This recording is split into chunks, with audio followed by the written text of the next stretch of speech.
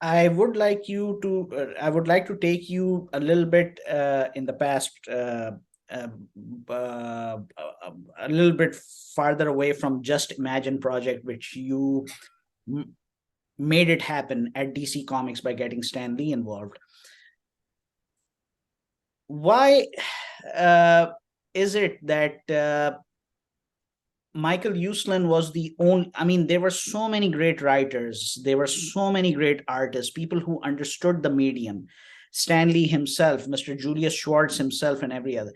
But what we find in history is that Michael Uslan is the only individual who not only kickstarts uh, an undergrad program at Indiana University in which lectures about superheroes are given, but also takes a deep dive into the topic vis-a-vis psychology, vis-a-vis urban culture, vis-a-vis art, vis-a-vis the social narrative. Because while you were doing this program, you also got the chance to be close with people like Roger Stern, with people like Jerry Conway, with people like Steve Englehart. And at the same time, you are coming up with this idea. I mean, why is it that we find in history Michael Uslan not only coming up with the idea, but taking it to the next level?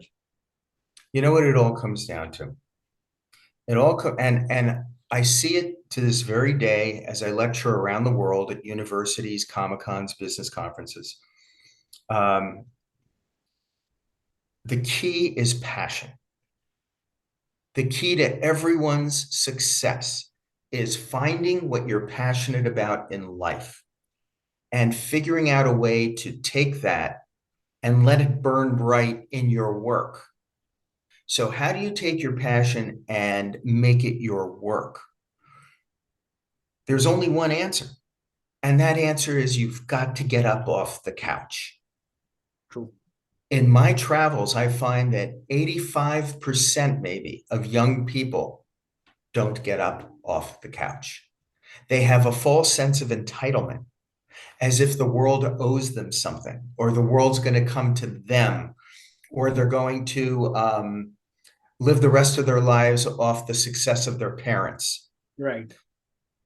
But if you're one of the 15% that gets up off the couch and is proactive and gets out there to convert that passion, your competition is now only 15%, not 100%, and your chance of success just skyrocketed.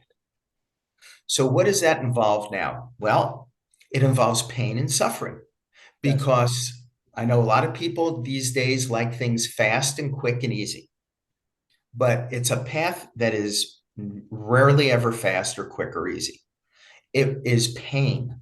It is about making a commitment and then persevering, sticking with that commitment, even through pain, even through what I had to go through, not knowing how I was going to pay my bills the next week, never mind the next month. How do you hold on by your fingertips? How do you get out there and network like crazy? How do you make those kind of contacts? And I know you know this story. I bought the rights to Batman from DC Comics when I was still a kid in my 20s. I raised money privately. I went back to Saul Harrison, who I mentioned before, who was now president of DC Comics. And I said, Saul, I want to buy the movie and ancillary rights to Batman, um, and do a series of dark and serious Batman movies to show the world he's not the comical buffoon that everybody was joking about and laughing at in the 1960s. That he was created by Bill Finger and Bob Kane as a creature of the night, stalking deeply disturbed villains in the shadows. I want to bring respect back to Batman and to his creators. And Saul looked at me like I was out of my mind. He looked like the poster for Home Alone. He says, Michael, he goes, what are you doing? He goes, I don't want to see you lose all your money. Don't you understand that when Batman went off the air on television, all people, all companies lost interest in Batman. The brand was as dead as a dodo. He says, Right. Michael, no one's interested in Batman anymore. I said, yeah, but Saul, if we do, nobody's ever seen a dark and serious comic book superhero movie. This is going to be like a new form of entertainment. He said, is there any way I can talk you out of this? I said, no. He said, okay, come on in. That began a 6-month negotiation. At the end of 6 months, we signed on the dotted line, paid the money, got the rights to Batman, put it in my back pocket, and off I flew to Los Angeles, thinking so naively that every studio, every company was going to line up at my doorstep. This was going to be a breeze.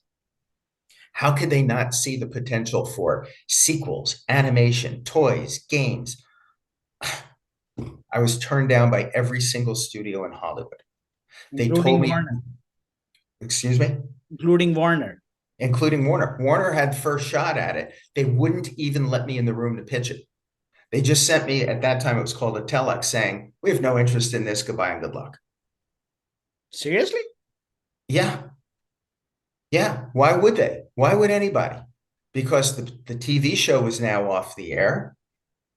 Batman had his moment in the sun, and they said, that's all past history. There's no value here. Weren't they still interested despite the success of Richard Donner's Superman? After all, No, Warner was behind that. nope. Because in that generation that grew up as adults in the world of Frederick Wortham's Seduction of the Innocent, Yes. they did not have an intricate, intimate respect for comic books or for their creators or for the characters. They looked down their noses at these things, and they dismissed them. They saw no value in Marvel at all, and no value in anything in the DC library except Superman, who they all felt was the one and only comic book superhero capable of being turned into a blockbuster movie. Nothing else had value. So how does a kid in his 20s buy the rights to Batman? Right. Now, today that's impossible. It's inconceivable.